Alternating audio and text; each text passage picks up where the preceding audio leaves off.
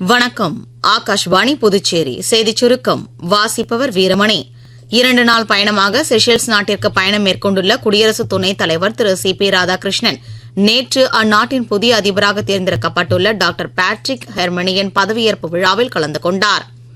குஜராத்தின் ஒற்றுமை நகரில் அமைந்துள்ள சர்தார் வல்லபாய் பட்டேலின் சிலைக்கு அருகில் இன்றைய இந்தியாவின் வல்லமையை வெளிப்படுத்தும் வகையில் அவரின் பிறந்த நாளான வரும் 31ஆம் தேதி அணிவகுப்பு நடைபெற உள்ளதாகவும், இந்த தேசிய ஒற்றுமை தின கொண்டாட்டத்தில் நாட்டு மக்கள் அனைவரும் பங்கேற்பதுடன் இளைஞர்களின் விழிப்புணர்வுக்காக அன்றைய தினம் ஏற்பாடு செய்யப்பட்டுள்ள ஒற்றுமை ஓட்டத்தில் அனைவரும் பங்கேற்க வேண்டும் என்று பிரதமர் திரு நரேந்திர மோடி கேட்டுக் கொண்டார். நேற்று அகில இந்திய வானொலியில் 127வது மனதின் குரல் நிகழ்ச்சியில் நாட்டு மக்களிடையே உரையாற்றுகையில் அவர் இவ்வாறு கூறினார். மத்திய வர்த்தகத்துறை அமைச்சர் திரு பியூஷ் கோயல் 2 நாள் பயணமாக இன்று பெல்ஜியம் நாட்டிற்கு செல்ல உள்ளார். அங்கு ஐரோப்பிய ஒன்றியத்தின் நிர்வாக துணைத் தலைவரும் ஐரோப்பிய வர்த்தக ஆணையருமான திரு மரோஸ் செஃப்கோவிச்சுடன் அவர் உயர்மட்ட கலந்துரையாடல்களை நடத்த உள்ளார். புதுச்சேரி மாவட்ட நுகர்வோர் குறைதீர்வு ஆணையத்தில் நேற்று மக்கள் நீதிமன்றம் நடைபெற்றது.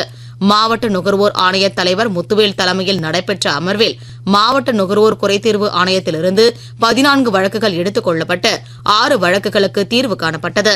அதன்படி 14,72,834 ரூபாய் முறையீட்டாளர்களுக்கு வழங்கப்பட்டது. புதுச்சேரி ஆகாஷ்வாணி வானொலி நிலையத்தின் மண்டல செய்தி பிரிவில் திருத்தப்பட்ட விதிமுறைகளின் கீழ் செய்தி ஆசிரியர், செய்தி வாசிப்பாளர் மற்றும் மொழிபெயர்ப்பாளர் ஆகிய பணியிடங்களில் தினசரி ஒப்பந்த அடிப்படையில் பணிபுரிய விண்ணப்பங்கள் வரவேற்கப்படுகின்றன.